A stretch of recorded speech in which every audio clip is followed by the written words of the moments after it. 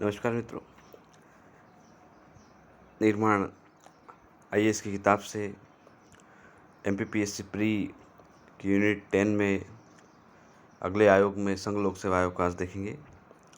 संघ लोक सेवा आयोग भारतीय संविधान में कल्याणकारी लोकतांत्रिक राज्य की अभिकल्पना की गई है, जिसके कार्य, उद्देश्य व क्षेत्र व्यापक है। इन गतिविधियों का सफल संचालन दूरदर्शी, योग्य, ईमानदार, निष्ठावान कार्मिकगण ही कर सकते हैं और इनकी उपलब्धता एक निष्पक्ष और स्वतंत्र भर्ती अभिकरण के द्वारा ही संभव है।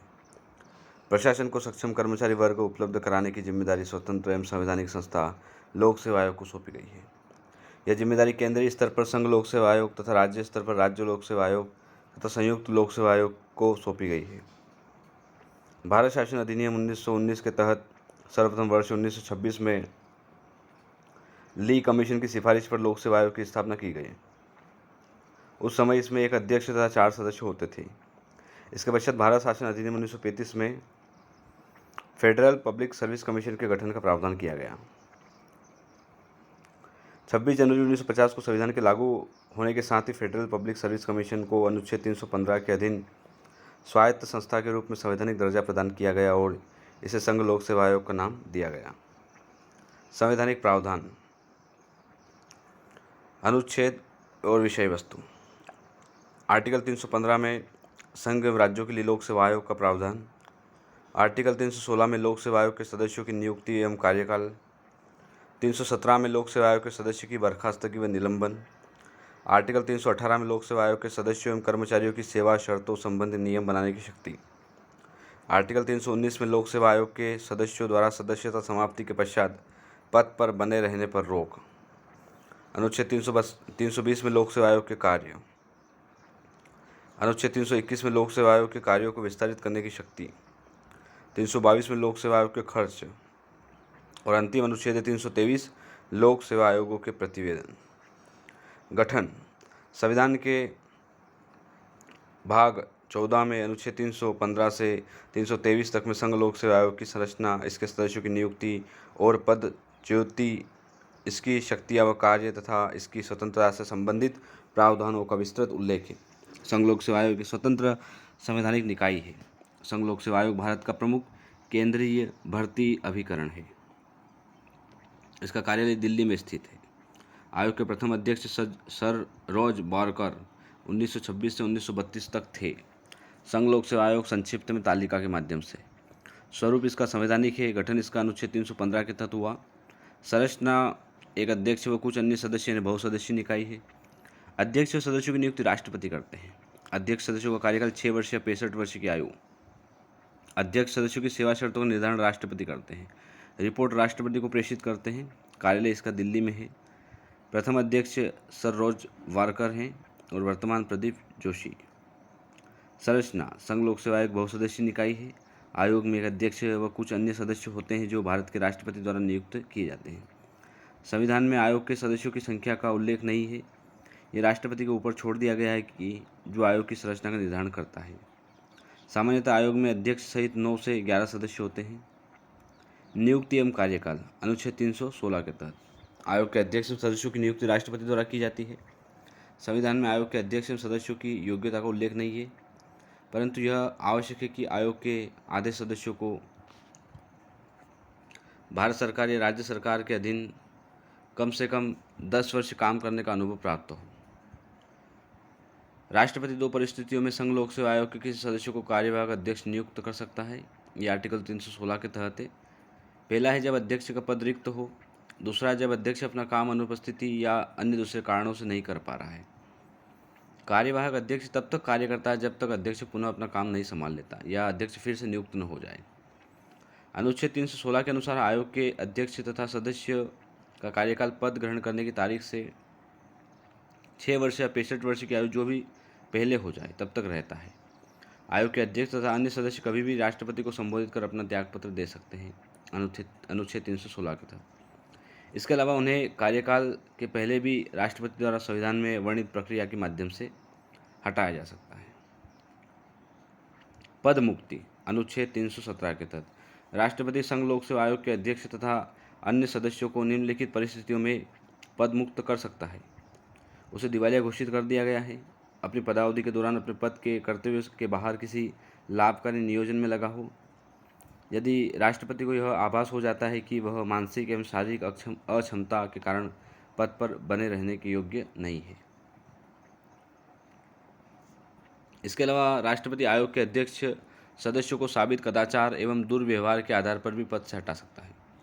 ऐसे मामलों में राष्ट्रपति को यह मामला जांच के लिए उच्चतम न्यायालय में भेजना होता है। अगर उच्चतम न्यायालय जांच के बाद बर्खास्त करने के परामर्श का समर्थन करता है तो राष्ट्रपति अध्यक्ष या सदस्यों को पद से हटा सकता है। संविधान के इस उपबंध के अनुसार उच्चतम न्यायालय द्वारा इस मामले में दी गई सलाह राष्ट्रपति के लिए बाध्य है। उच्चतम न्यायालय द्वारा की जाने वाली जांच के दौरान ही राष्ट्रपति अध्यक्ष व सदस्यों को निलंबित कर सकता है। आयोग के सदस्य एवं कर्मचारियों की सेवा शर्तें संबंधी नियम बनाने की शक्ति, यह अनुच्छेद 318 के तहत प्रावधान है। आयोग के सदस्य एवं कर्मचारियों की संख्या व उनकी सेवा शर्तों का निर्धारण नियम बनाने की शक्ति राष्ट्रपति द्वारा किया जाता है। आयोग के सदस्यों की सेवा शर्तों में उनकी नियुक्ति के पश्चात कोई अलाभकारी परिवर्तन नहीं किया जा सकता। आयोग के सदस्यों द्वारा सदस्यता समाप्ति के पश्चात पद पर बने रहने पर रोक, यह अनुच्छेद 319 में प्रावधान है। सेवानिवृत्ति के बाद संघ लोक सेवा आयोग के अध्यक्ष भारत सरकार या किसी राज्य सरकार के अधीन नियोजित नहीं हो सकते। संघ लोक सेवा आयोग के सदस्यों को इस आयोग के अध्यक्ष के रूप में अथवा किसी राज्य लोक सेवा आयोग के अध्यक्ष के रूप में नियुक्त किया जा सकता है, किंतु वह भारत सरकार या राज्य सरकार के अधीन किसी अन्य नियोजन का पात्र नहीं होगा, लेकिन राज्यपाल या अन्य कोई संवैधानिक पद पर नियुक्ति संभव है। संघ लोक सेवा आयोग के अध्यक्ष एवं सदस्यों को उसी पद पर पुनः नियुक्त नहीं किया जा सकता है। आयोग के कार्य, अनुच्छेद 320 के तहत आयोग के कार्यों को दो भागों में बांटा जा सकता है। पहला है सामान्य कार्य, यह केंद्रीय सेवाओं का भर्ती अभिकरण है। सामान्य कार्य में देख रहे हैं, यह केंद्रीय सेवाओं का भर्ती अभिकरण है जिसके द्वारा केंद्रीय सेवा हेतु प्रतियोगी परीक्षा का आयोजन किया जाता है। भारत में सिविल सेवकों की भर्ती का कार्य भी संघ लोक सेवा आयोग द्वारा संपादित किया जाता है। अखिल भारतीय सेवाओं की प्रतियोगिता का आयोजन भी संघ लोक सेवा आयोग करता है। आयोग परीक्षा के पाठ्यक्रम एवं परीक्षा प्रक्रिया का निर्धारण करता है। जब दो या दो से अधिक राज्य संघ लोक सेवा आयोग से किसी भी सेवा में संयुक्त भर्ती के लिए योजना बनाने या संचालन करने का आग्रह करे तो इसी स्थिति में आयोग संयुक्त भर्ती की योजना व प्रवर्तन में सहायता करता है। दूसरा इसका सलाहकारी कार्य है। तो संघ लोक सेवा आयोग निम्नलिखित मामलों में सलाह देता है। सिविल सेवाओं और पदों के लिए भर्ती से संबंधित विषयों पर, सिविल सेवाओं और पदों पर नियुक्ति करने में पदोन्नति एवं एक सेवा से दूसरी सेवा में स्थानांतरण के लिए अनुसरण किए जाने वाले सिद्धांतों के संबंध में। तीसरी सलाहकारी कार्य है कि ऐसे अनुशासनिक मामले या प्रकरण पर जिनसे भारत सरकार या किसी राज्य सरकार को सिविल हैसियत में कोई व्यक्ति प्रभावित होता है, जैसे निंदा, वेतन वृद्धि व पदोन्नति से इनकार, निलंबन आदि। अगला है अपने कर्तव्य के निष्पादन के तहत उसके विरुद्ध विधिक कार्रवाई की प्रतीक्षा में उसके द्वारा खर्च की अदायगी का दावा करना। भारत सरकार के अधीन काम करने के दौरान किसी व्यक्ति को हुई क्षति को लेकर पेंशन का दावा निर्धारण करना।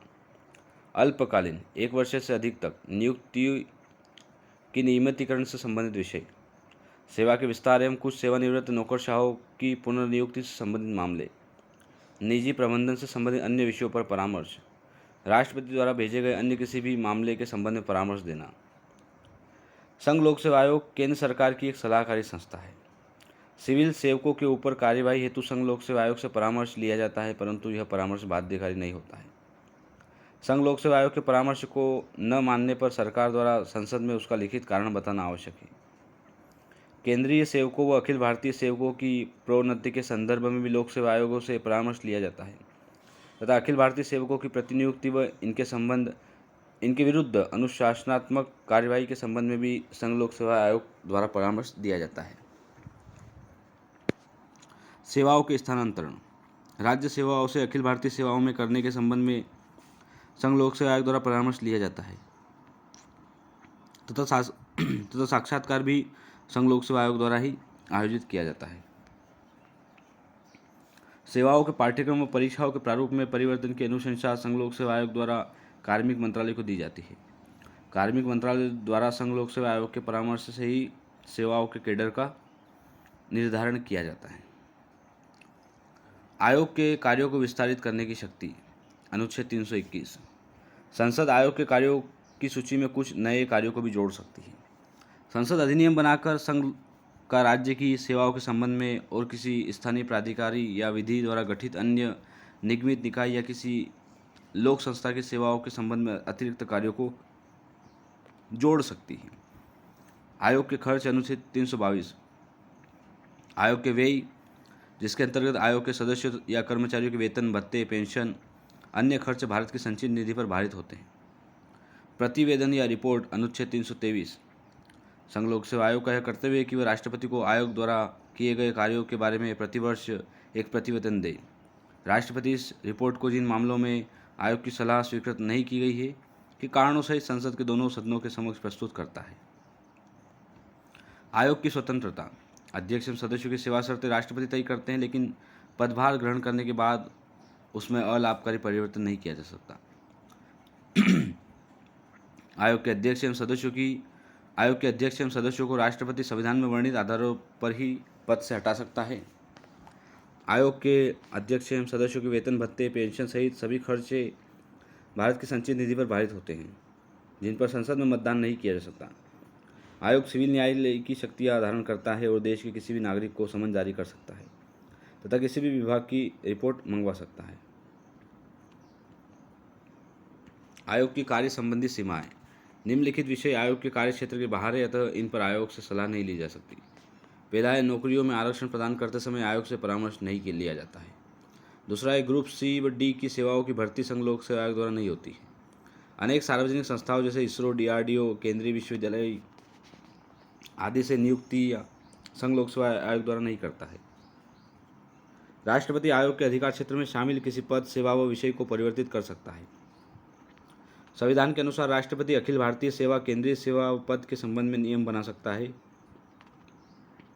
जिसके लिए संघ लोक सेवा आयोग से परामर्श की आवश्यकता नहीं है, परंतु इस तरह के नियम को राष्ट्रपति को कम से कम 14 दिनों तक के लिए संसद के सदन में रखना होगा तथा संसद इसे संशोधित या निरस्त कर सकती है।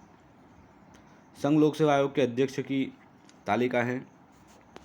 पहले सर रोज बारकर, अगले थे sir David Petrie, sir Ian Gordon, sir FW Robertson, और आज़ादी के बाद से भारतीय हैं HK Kripalani, RN Banerjee, N Govindarajan, VS हैजमादी, BN Jha, KR Damle, RCS सरकार।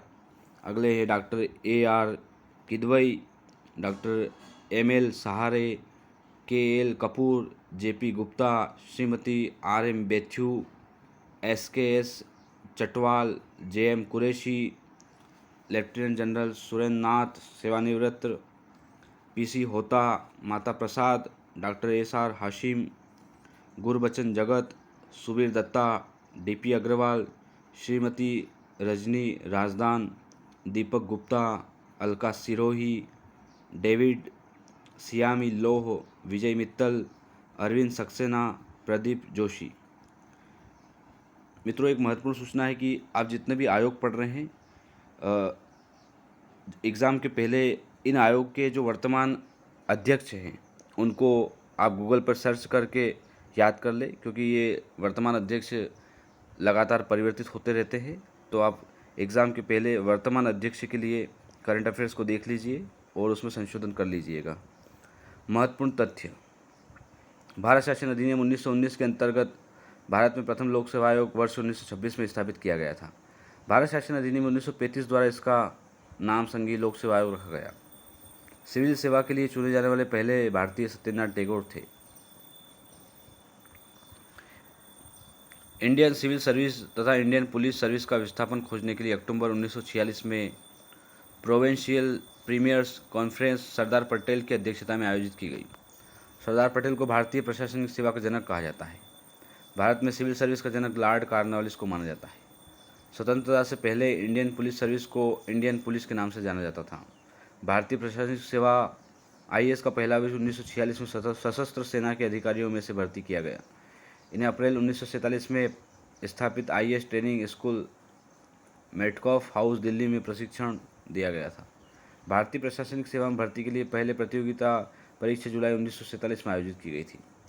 सिविल सेवा में इंपीरियल शब्द के स्थान पर भारतीय शब्द का प्रयोग 1926 में शुरू हुआ। एचिंसन आयोग सिविल सेवा की परीक्षा में सम्मिलित होने के लिए न्यूनतम आयु के निर्धारण से संबंधित है। पहली बार सन 1922 में सिविल सेवा की परीक्षा एक बार लंदन और इलाहाबाद में आयोजित की गई, एक साथ में आयोजित की गई थी लंदन इलाहाबाद में। वर्ष 1966 में भारतीय वन सेवा को अखिल भारतीय सेवा के रूप में स्थापित किया गया। वर्तमान में कुल 3 अखिल भारतीय सेवाएं, जिसमें भारतीय प्रशासनिक सेवा, भारतीय पुलिस सेवा और भारतीय वन सेवा है।